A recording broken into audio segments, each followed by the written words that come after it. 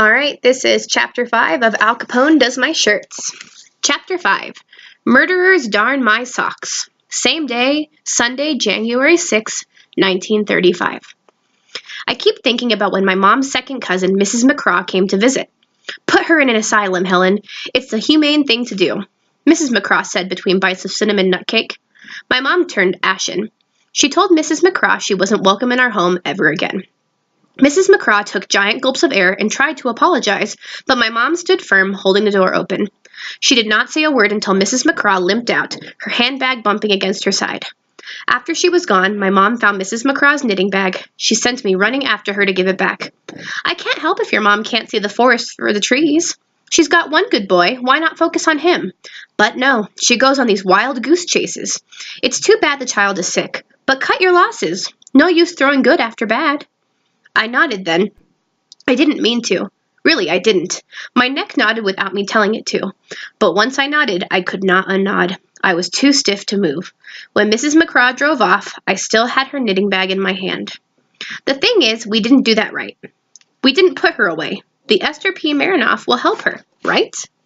When we got back, I tromp up the stairs of our apartment, wondering if Teresa's family has a radio that works. When I see the note hanging from my door. Cam, send your boy up to talk to me at 1700 today. Warden Williams. The warden, I croak. My dad takes a note out of my hands. Looks like it, he says. Couldn't I do this tomorrow? When the warden says jump, my father says, you ask how high. Dad, we gotta talk. Give me a little time to rest, and then we'll play ball. Then you'll go. He winks at me. I don't remember ever seeing him look so tired. The extra guard duty shifts are killing him. It's too much work, and being a prison guard is the exact wrong job for him. He's too nice.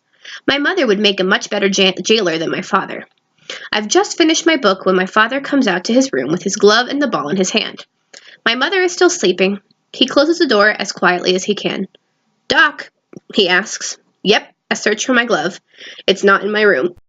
Maybe it's in Natalie's. Lately, she's decided the glove is hers. The Nordinat's room is locked. I can't bring myself to open it. I glance back at my dad. I'll get it, he whispers. From the doorway, I see Nat's soft purple blanket in a tangled heap. Why didn't my mom pack it? How will Natalie go to sleep without it? I feel like marching into my parents' room and shaking my mom. How could you send her to that place without her blanket? My dad finds the glove on a crate by her bed. He puts it under his arm and heads for the door. Dad, what about her blanket? What if she needs it? I think your mom was worried it would get lost. He presses his lips together so hard they go white. Neither of us says anything as we walk down the stairs. The dock smells like sardines and it's pretty deserted, unless you count the birds, which I don't because it makes me think about Natalie. We decide to throw parallel to 64 building, where we live. This way, if somebody misses, we aren't as likely to lose the ball in the bay or bust out an apartment window. The gulls scatter to the dock posts and wood pilings at the water's edge. They sit watching us like fans. It's so nice to have my dad again. I was angry at him for looking for a job up here, and angry all over again that he found one. I've been angry at my mom for making us do this, and at Pete and all my friends at home because I had to move and they did not. I've been mad at everyone except Natalie. I always try really hard not to get angry at her. Once when I was little, I yelled at her for smashing a dugout I'd constructed out of cardboard, and my mom didn't speak to me for a month.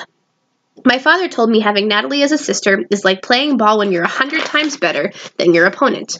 You'll always win, but it will make you feel like a louse. I didn't see what that had to do with my sister ruining my stuff and my mother going mute. But it was pretty clear that getting mad at Natalie was the only thing that would never be forgiven. My dad's not a great ball player, but he's a lot of fun to throw with because he's always trying something tricky. He sends a high ball I have to run like crazy for, then a fast glove pelting stinger, and a low burner. I know all his tricks. After a few minutes, when my arm is good and loose, I started talking. So, I asked, how long we here?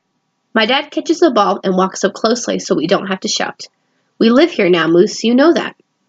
But what if I don't want to live here? He shrugs. Nobody wants to come to Alcatraz, but at least you don't have a number printed on your back and no bracelets either. Bracelets? Handcuffs. Oh, I sent him an easy ball with a high arc. Natalie doesn't like it either. She doesn't like it one bit, I say, although I know this is a cheap shot. My father catches the ball and waits a beat before returning a stinger. I'm surprised how hard and fast it is. It stings my hand through the glove. If you want to talk about yourself, that's fine. but I'm not going to discuss your sister. Does the warden know? Does the warden know about what? About Natalie. Of course. What's he want to talk to me about, then? He just wants to meet you, is my guess. It's decent of him to take the time to talk to you, Moose. Have you met his daughter? Piper, yes. Seems like quite a nice young lady. I blow air out of my mouth and roll my eyes. He laughs. The pretty ones are always trouble, Moose, but I think you can handle her. He winks at me. She told me she was going to tell the warden about Natalie. Like I said, he already knows. She was not nice, I say. Sounds to me like she was trying to help out her dad. No crime there. Tell me again why we can't just go home. We saw where that was going, Moose. Natalie sitting on Graham's back steps, counting her buttons day after day. We wanted to see, just see, if there was another way.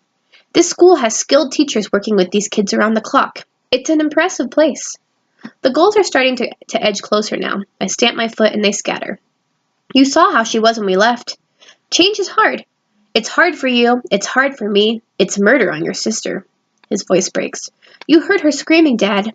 My dad's hands go up to block my words. Look, son, he interrupts. I can't talk about this anymore. I want to know for certain this is going to work out. My dad sighs. He looks out at the water to where they're building the bridge bay. 2 toothpicks held together by a steel thread. He's quiet for a long time. Nobody knows how things will turn out. That's why they go ahead and play the game, Moose. You give it your all, and sometimes something amazing happens, but it's hardly ever what you expect. Now, he checks his watch. You can't go to the warden looking like that. Go put on a clean shirt. I don't have one. Cleaner, then. We don't put the laundry out until Wednesday. Comes back Monday. Mom doesn't have to do it. He shakes his head. The convicts do the washing here. The convicts wash my shirts? As in murderer convicts and kidnapper convicts? And then I'm supposed to wear them? He laughs. They darn socks, too? Yes, as a matter of fact. Do a better job than your mother, too. Though don't you dare tell her I said that. Murderers out so my mother? Apparently so. And my dad laughs.